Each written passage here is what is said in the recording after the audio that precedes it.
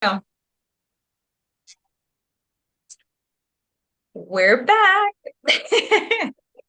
Hello, hello. Hi, Leticia, and welcome back, everyone. So, this is episode 2 of Unfiltered, where we chat about all the things that we think are important to consider when it comes to mental health, awareness around neurodivergence, and some things that will be helpful in terms of having relationships with neurotypical people. Also, how Mhm. everything that we're experiencing relates back to our spirituality. We're souls having a human experience. So I'm Elif, psychic medium, and I'm going to hand it over to you, Leticia. Okay, and I'm Leticia, so your other host. And I am a licensed therapist here in California, and I'm also a Reiki master. And so this podcast, we're focusing on spirituality, all things healing, and anything else that comes up for us in our conversation. I'm sure it'll apply in some way. So this is our episode 2, so I'm excited about that. Yeah. Mhm. So, Leticia, I was thinking of starting this episode was just asking you the question, how do you feel about this year 2024, where are at the moment? How do you feel about the year you've had, and how do you feel about moving into December? What does December normally look like for you around the holidays and family and all of that? Oh my gosh, where do I start? Um, 2024 has been it's been a mixed year in a lot of good ways. And I mean, I wouldn't say bad ways because I don't think that anything that's happening isn't serving in some, to some capacity. But it felt bad, as in, like, when you're going through it, it didn't feel good. It was stressful. There were, different things that happened throughout this year. So, I mean, I hit a big milestone that I was really happy about. I moved into, my new home for the first time, and this is something that, is not very common in California because it's really expensive out here. And especially with the prices going up, I mean, a lot of people are moving. So I don't know how I did this. I don't think I could have done this alone. So I'm sure, I do believe that I have a spiritual team. I do believe in God. I do believe in my highest self guiding the way. And along with our work and healing and everything, therapy, all kinds of other things that I've had to do to get to this point where that really brought in, that was a huge blessing for me. So I'm really thankful with that. But along with that came other new expenses and stressors and other things that were, other challenges. So, I mean, these have helped me grow, but they've also, there's been some stressful moments with that too. Um, and then let's see what else. I mean, I've been battling. I mean, this is just to be very vulnerable here, which, we're unfiltered here. Um, in the last year or two, like, I've been battling like on and off depression. And so that has been very much connected with ADHD symptoms that can also cause that. And just feeling, a lot of guilt and shame with not feeling like I'm working on the things that I wanted to work on. I have a lot of goals, I have a lot of different things that I'd like to be doing, but I've had to learn how to slow down and listen to my body, listen to, what my mental health is needing from me on that specific day. And sometimes it's hard when you're so used to just going, going, going. I've always been like that. And I think in the last year or two, I've had to have a bit of a wake up call where it's like, you can't keep doing this. Like, you can't keep living your life this way. You're burnt out, and you're not really lazy. And I don't believe, I mean, I honestly don't believe that being a lazy person is really something that exists. I mean, if you want to relax and you want to slow down and you can give yourself permission to do that, I still don't think that's being lazy. I still think that's a choice that you decide that you'd like to give yourself, which I think is part of self-care. But lots of times, not just with myself, but I hear clients say, I'm lazy, I'm not doing this, I'm not doing that. And again, it kind of goes back into what we were saying in the last episode about shame, like shaming yourself and thinking that you're going to somehow perform better. I mean, that's something that was instilled in me, from a very young age. So this is how I know why it's happening for a lot of other people too. So I've had Mm. to learn how to be patient, compassionate with myself, love myself through all of the seasons, especially the winter ones. And so I feel like now I'm starting to barely come out of it. Like I'm coming out on the other side. And, I have another podcast, by myself, the Healing with Leticia podcast. And I put a stop to it, very abruptly, where I was like, okay, I don't think I can handle this right now. Like, this is not something that feels genuine to me. I don't want to force myself. And you already know that, I mean, I just can't do something that doesn't feel good for me. If I have to feel like it's work, if it doesn't feel like it's now a creative outlet anymore, I don't want to have anything to do with it. If it's feeling like a pressure or, I'm feeling forced. So now that I'm starting to feel a little bit better and I'm starting to feel like I'm coming out of it, I think a lot of self-care had to happen during that time and allowing Yeah. myself to adjust to new changes that happened in my life. I'm also in Yeah. a newer relationship, and that was another thing that I was, adjusting to. There's a lot of attachment wounds that get triggered at the beginning of a connection, especially when you've had a lot of childhood trauma like myself. I'm sure someone will relate to this somewhere. And so I've had to, really sit with myself lots of times and work on myself and not let my stuff, get the best of our relationship. And so there has been a lot, but a lot of mixtures of good and, upgrades that have been happening energetically throughout this whole process. So now that I'm getting to the month of December, and it's kind of interesting because now that we're getting to December, you're reminding me of this like reflection time of like, oh, what has happened during this year? And I honestly haven't done that too much. Like it's just been like every day is a new day. It's like, and maybe that's good. I don't know. But it's like just mindfulness of like, I can only deal with today. Like, what's today bringing for me? Like, yes, I have long-term goals and there are things that I look forward to in the future, but I can only, focus on these two or three things for now to not overwhelm Yeah. myself. And I used to do too Yeah. much of like future planning and this and that. And that turned me off eventually and burnt me out. So I think that's where Yes. I'm at, but I'm really, really grateful with everything. Like every experience has taught me something, brought some goodness of some sort, whether sooner or later. Yeah. Yeah.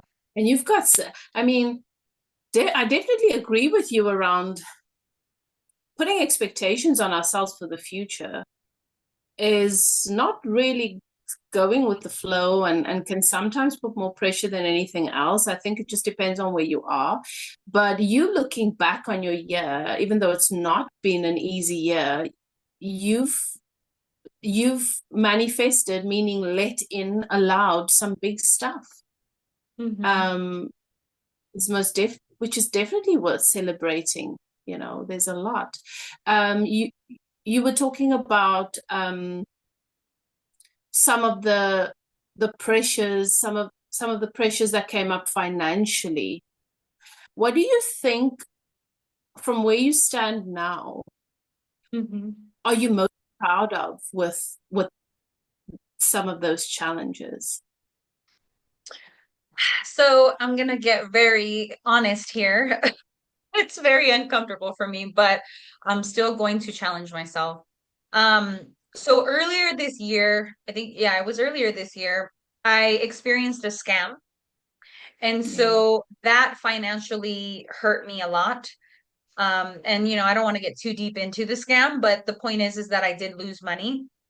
And Yeah. so I do not, I mean, I just don't like accepting money from other people. I don't like owing people money. I don't like to have to let other people know that I'm struggling.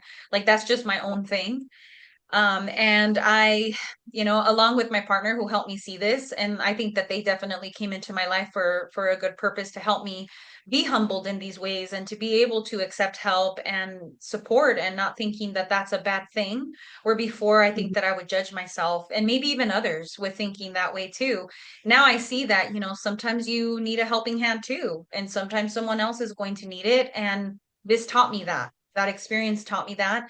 So it actually brought me closer to my family because I needed to lean on them, a little bit for this. And even though I was able to bounce back from that pretty well, because I'm working still and I'm doing what I need to do, it really, really, really supported me during that time to be able to lean in on that support and to be vulnerable in that way. And that was something that I was fighting against. Like I was like, nope, I'm not gonna tell anybody. Like I'm gonna figure this out. I'll get a loan. I'll do this. I'll do that. And it's like, no, like your family's more than willing to help you. Like why would you not want to let them be there for you? So I went through that, Yeah. and that really helped me to just understand that, not everyone is all good and not everyone's all bad also, where sometimes that can happen where it's like, okay, they did this in the past and the childhood and all these different things. And it's like, wait a minute, like they're like the first people that want to drop everything for me to help me too. So it's like Yes. being reminded of that. And it's just so many different lessons within one experience that has come out of it. And I really am I'm grateful for the experience, regardless of whether it was really stressful and heartbreaking and all kinds of different things that happened during that time. But I think that I'm coming out on the other side of that as well. Hmm. Yeah. That's really powerful. And what I'm hearing from you is because I always say your money is associated with your personal currency, is being given that opportunity. Obviously, it's not a comfortable experience. There's a lot of shame and there's a lot of it Hmm. has quite an impact on one's sense of security and everything, and just on your perspective of the world, right? That's challenged. So it takes a lot of Hmm. courage to put that back together. But I am hearing from you that it gave you an opportunity to let people in who you relationships to allow relationships to show up in a different way, where we can sort of get caught up on associating relationships with unwanted traumatic experiences and not allowing them to be anything else. you Hmm. know Yeah, like some that's of these really relationships transformed into, yeah I mean, I'm not gonna say I'm like super duper close to everybody in my family because of this, but I will say that it helped me to see them through a different perspective, a different lens. And it reminded me that, they're still able to show up for me, even if it's not in the ways that I would have wanted, but they can still be supportive in other ways too. They're not all good and yeah they're not all bad. yeah yeah yeah that is quite interesting. And Yeah. with the relationship stuff, I mean, that was also quite a big thing for you, a massive shift from. And I mean, you and I have a lot of history in terms of your relationship journey. You're a twin flame. You've gone through a twin flame awakening. I'm a twin flame. I've supported you through that process a lot, like in the work that we do together. Hmm. And there was a lot of anxiety and a lot of trauma there too. And then for you to get to that place where you could let in your soulmate. Hmm. And as you mentioned, it does trigger a lot of things, and you're sort of prompted to challenge the relationship strength a little bit because we get so used to expecting that it's not going to last for us, or people are not going to love us enough, or it's not going to work out and you're going to end up being abandoned. And to find yourself where you are now only a couple of months later in this place where you no longer associate, because for you it was really normal to associate relationships with anxiety, Hmm. like Yeah. and just after a couple of months, like it's a couple of months might seem like a lot, but it's really, really not a lot. It's a short period of time for you to be in this place where you've given space to it being this relationship in which you feel stable and you don't have all that anxiety and you're not questioning every second thing and you're not Hmm. ruminating and doing all of those Yeah. things that seem to be part and parcel of the relationship. What what are you most proud of? Because I believe we influence our experience. Like we create or facilitate for that change. So Hmm. I definitely I give you the credit for that, and I'd like to know what you recognize or attribute that to. Like what? Yeah. Um, well, I mean, one of the biggest things was that I was always looking for the other person to make me feel safe in the Mm, relationship. And I mean, I don't want to take away from the fact that, you know, we shouldn't be with a person who doesn't make us feel safe because that also shouldn't be happening. But it shouldn't be dependent on that person doing everything to make you feel safe in the relationship.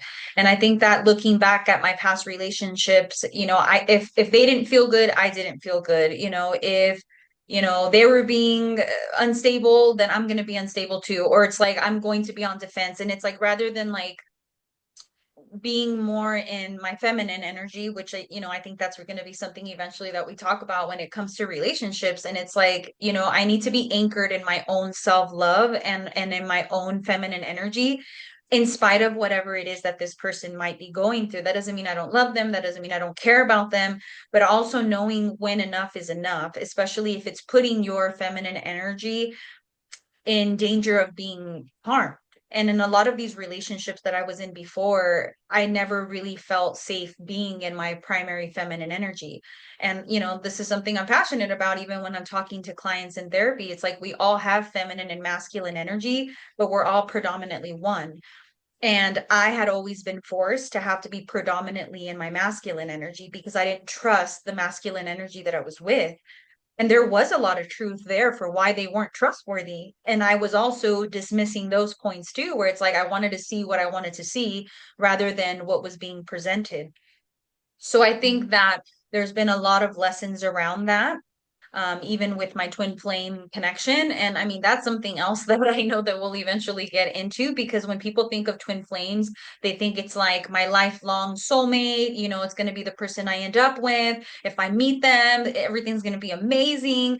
And that's not what happened for me. I mean, there were a lot of great, amazing moments with this person, who's no longer in my life now, but I mean, if people are familiar with like what a tower moment is, like it just broke apart everything that seemed to be, being held up by like one leg or something. Like nothing needed to be like that continuing to move forward. Like it just needed to fall apart because it wasn't working. So I do Yes. thank my twin flame for that, because their energy activated that. And I also did the same for them. So I feel like after that experience, it's like everything transformed. It's kind of like you're remodeling everything. And I think that now everything is in a better, how would I describe this? Because I am thinking about remodeling now. Like everything is like organized in a more healthy, balanced way. And I think that because I allowed myself to go through that grief, and that's where some of my depression came from. Actually, I was going through a really dark time with that breakup because it felt like I was literally dying and it was an ego death. And I think that, when you allow yourself to go through that, it's not fun, but it also means transformation. And so I definitely leaned into that and I didn't run away from that. And I think because of that, I was able to manifest a partner that now meets me where I'm at in a lot of ways. I mean, it's never going to be perfect. No one is perfect. We have our moments, but I'm able to also know what's mine, what's theirs, and when to be responsible for myself, where before I was being too responsible for other people too. So I think a Yes. lot of the healing, I mean, when you heal yourself, you're a powerful person. Like you are definitely more powerful. You can manifest better. You can see things from a higher perspective. You don't take things personally as much anymore. Again, it's not perfect. I have my days, there's moments where, depending on what's happening, I might take something personally, but I'm able to bounce back quicker. And I don't ruminate and get stuck and fester on things as much anymore. Yes. But you see, when you say you've manifested someone that can meet you where you are, that's because you met yourself right where you are first. And I think that the biggest misconception for us is that a happy life is without any discomfort. That is unnatural. It's about learning to value and embrace the discomfort so that it passes quickly. It's not about trying to make sure that everything is just feels great and is perfect. That's when we get stuck and it becomes suffering. And Mhm. with the twin flame awakening, what you describe is exactly what it is. And a lot of people fit the twin flame, their idea of what a twin flame is, into their matrix. your twin flame awakening is going to destroy the programming that you're Mm-hmm. really attached to. So all the conditions that you have given credit to for your happiness in a relationship. So when that person treats me like that, I'll be happy. And when that person does that, I'll be happy. And when that person looks that way, I'll be happy. And when my relationship looks like this, I'll be happy. All of that gets destroyed with your twin flame Mm-hmm. awakening. That is the tower moment that you're talking about, because it forces Yeah. you to snap out of the programming so that you are not conditionally happy, so that you are free in your happiness, and so that you can love unconditionally. So it's definitely not an awakening for the faint-hearted. It is a powerful awakening for powerful souls who have come here to be a part of helping the collective to set themselves free from the matrix. Yeah. And but as long as we find ourselves making our understanding the twin flame journey through the lens that is the matrix, we're stuck. People are stuck. So it's Mm-hmm. about allowing yourself to to do the tough stuff, to face the hard stuff, and to set yourself free. Um, Yeah. so 2024 has been a powerful year for you, and obviously the years before that, because one year carried you into the next and the next and the next, you know. So Yeah. yeah, that's incredible. I like that you said that I've not really been keeping score or looking at, okay, what did I achieve, what didn't I achieve this year, because I'm so present, which is for me a testament to where you are in your awakening, in your consciousness, that the life you've created is enough that you can be here with it, Mm-hmm. without, regardless of the conditions, whether it's an uncomfortable day, a comfortable day, uh, you can love it. I think that's what true happiness is. I think that most people, we don't know what happiness is. Mm-hmm. We think it's a drug high. That's why so many people are addicts. Mm. Yeah, or We like what think, you can get next, like what comes next, like for me to be happy, then I'll be happy when I have that thing. But I mean, the yeah, thing is that once you have that thing, you're chasing the next high with that feeling again. And so it's never going to be enough.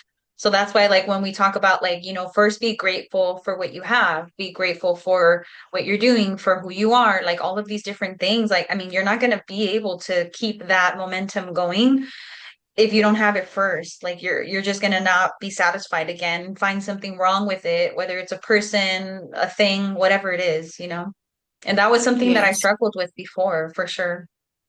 Hmm. yes. You know, Tisha, I had to have a tough conversation with a client this week. For me, it's a normal conversation, but I don't always know how people are going to receive it, because, Hmm. um, you know, it's very, I'm very direct. It can be quite harsh. I've got a client that is, uh, she's dealing with uh, the process of healing her cancer, and shortage when it comes to her work, so her spiritual work. Um, at a place where she just feels like everything's fallen apart. So doesn't have a stable income, not getting the clientele that she wants, and was without a place to stay. And a friend, someone she calls a friend, asked her to stay in their apartment that was empty until it gets sold, and she just covers the utilities, that bill. Hmm. And this person, this friend, I said to her, I think it's time you acknowledge that you're calling her a friend, and you need to stop calling her that, because she's stopped being a friend a long time ago.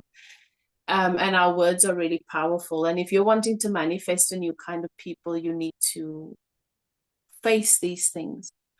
So this friend has always put pressure on her around money. And so, when people project, there's a lot of projection that Mm. start to go around at this time of year, because not everybody is where you are. Not everybody's done the work to get to a place where they understand that being kind to myself and loving what I've created is more important than anything.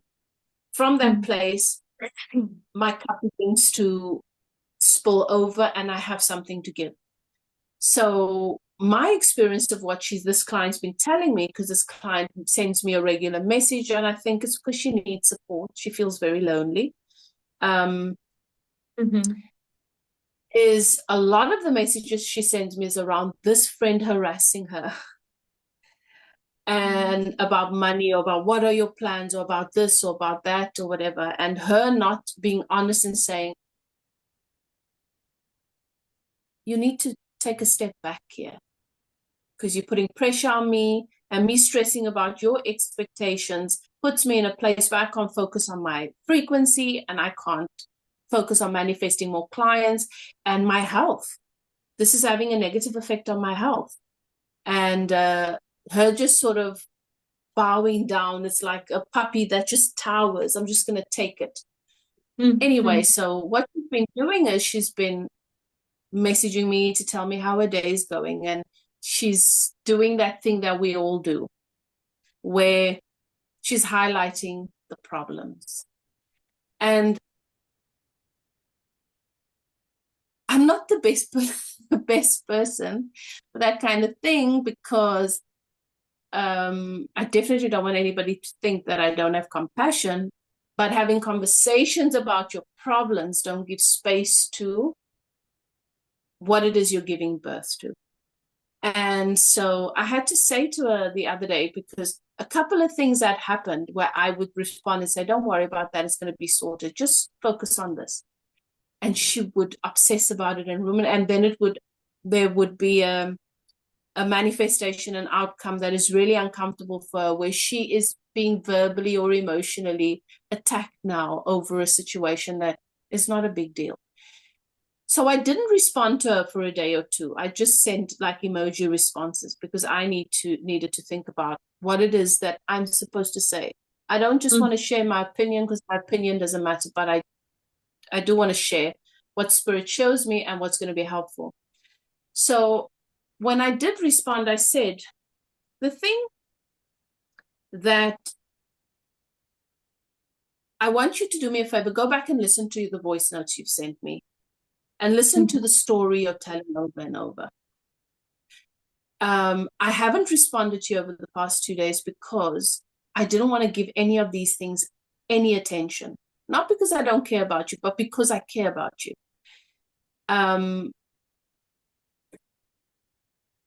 And the stuff that you've been experiencing from people is abuse. And I hate that you're in that situation. But I want you to pay attention to the fact that, listen to your voice notes, and you have to become aware of how you are abusing yourself by not giving yourself a break and ruminating and obsessing and beating yourself up to find solutions and to figure out and to find harmony, because somebody's messaged you with the problem that is not your business, it's theirs. And you feel like it's your problem because it's about you. But you have to start to separate. And I said to her, those 5 days where you were in this situation, you were supposed to be enjoying it, and you didn't because of a cat. It doesn't even make sense. And then that ended up being a big uncomfortable thing for you. And then it blew over because it was ridiculous. So at some point, we've got to realize that. And I said, you've got to understand that to you, the problems are still more important than your peace and your happiness. And the problems are associated with other people's inability to process certain things. You cannot fix that for them. You can only be the best version of you right now. And we've got to create space to give ourselves some peace, because there's a lot of good things that are happening all the time. Even though we're constantly processing things, living life, closing the gap between our evolution, that next thing that we're living in, we're always giving space to love more, create more joy in relationships. We have to have the balance where we allow certain things. And allowing is the feminine energy. It's very, very different.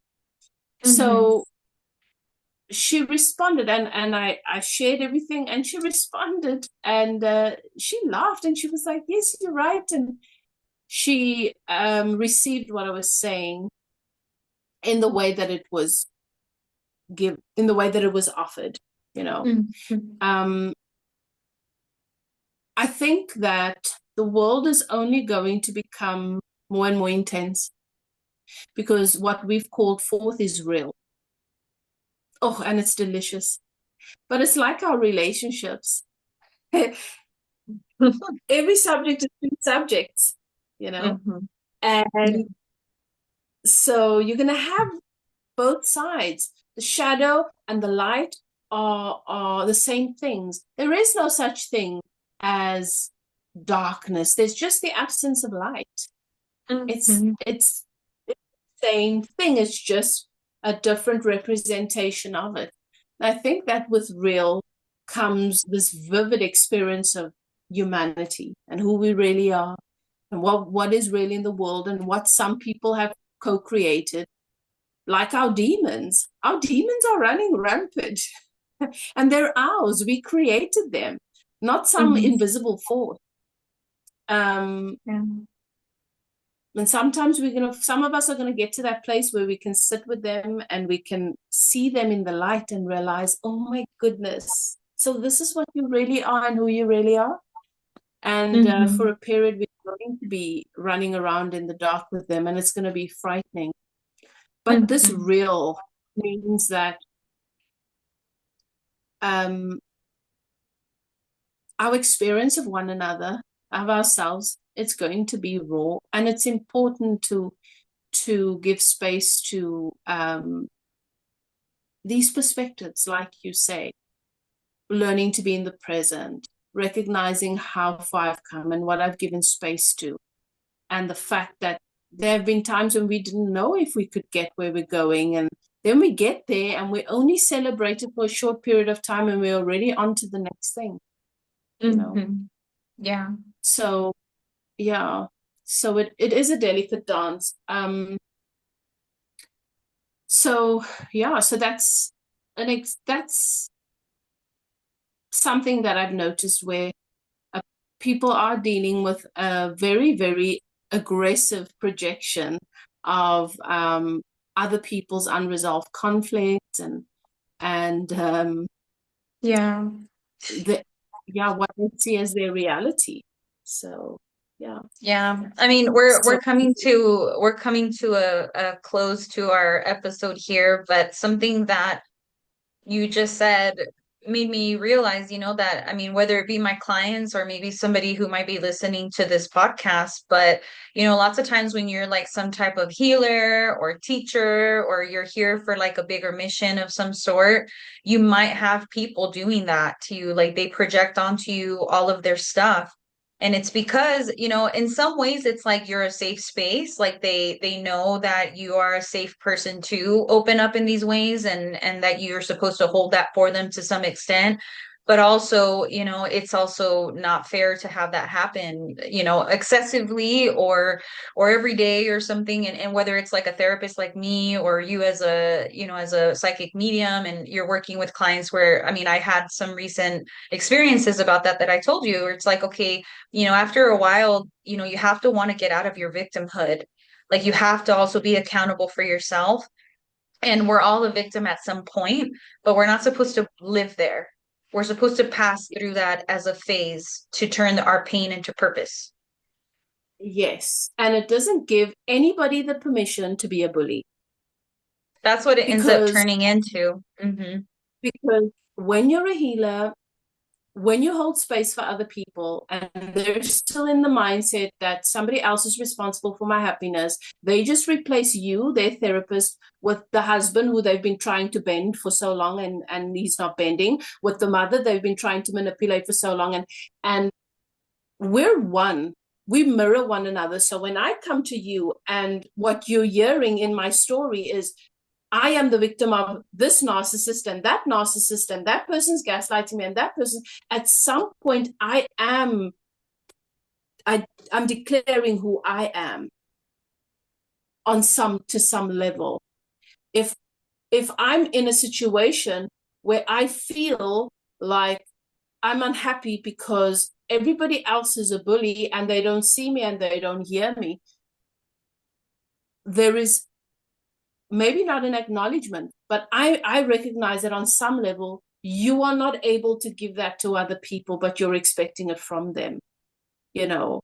And so maybe you're seeing bullies everywhere. And then you have a light work or therapist that holds a gentle space for you. And you decide that that's where you're going to Mhm. throw all Oh, of your tantrums. I can think you that, can you yeah, hear so me okay? my message would be yes, we I think you froze. yeah, I can don't you know. On hear my me? end, you froze. Yeah, you're froze a little bit. Can you hear me? Oh, it's the retrograde again. Yeah. Yeah. I just want, yes, I can hear you. Can you hear me now? Yeah, it's just going like in slow motion a little bit.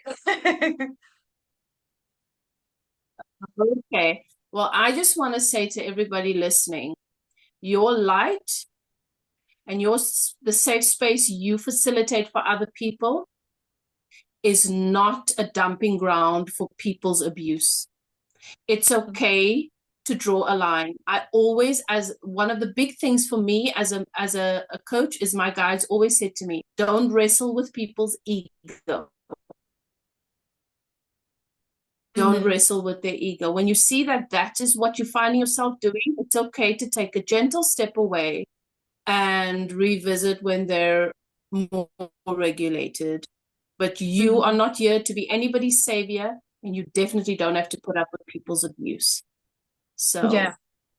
I think this was a lovely session. Thank you so much, Leticia, for sharing, you Ah. know, all of the Thank you for personal asking. stories and stuff. Yeah. Yeah. Can you hear me okay? You're frozen again. Okay. It's this So retrograde.